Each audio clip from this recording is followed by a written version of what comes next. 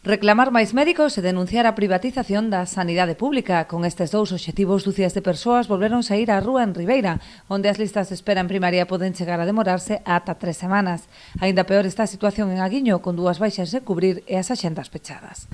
Non temos médicos en Aguiño, as axendas están cerradas, non hai médico en todo o mes de diciembre.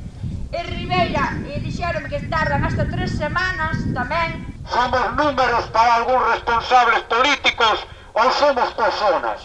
É aí a cuestión, porque se somos personas temos que ser tratados como personas. Temos que recibir un trato digno que ademais nos merecemos, porque falaba a mesma compañeira de que nós pagamos o servicio sanitario, non pagan eles. Dende a plataforma pararán as movilizacións durante as semanas de Nadal e Aninovo, pero retomarán as tras as festas para seguir a reclamar unha sanidade pública de calidade. O 16 de xaneiro desplazaránse ata Santiago, onde se concentrarán en San Caetano ata que consigan ser recibidos polo conselleiro.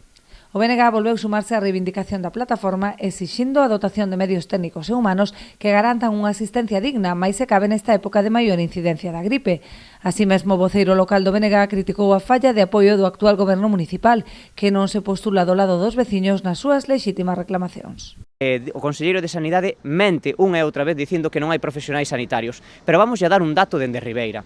Só na área sanitaria de Compostela e Barbanza, no ano 2023, 24 e 25, colexiáronse polo MIR 65 profesionais en atención primaria. Pois dos 65, tan só quedaron traballando en atención primaria uns 17. Por tanto, os médicos hainos, o que pasa é que fuxen de condicións precarias, de malos soldos e, sobre todo, dunha saturación de pacientes por cada profesional sanitario.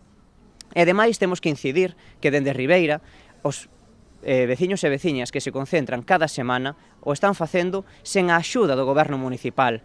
Unha cuestión ben diferente a cando nós estábamos gobernando, que eu, como alcalde, si baixaba as concentracións e si defendía os veciños e veciñas sempre en todo lugar, por riba de siglas partidistas. Pero agora vemos como hai un goberno do Partido Popular que prefire darlle as costas aos veciños e veciñas de Ribeira para defender os intereses do Partido Popular.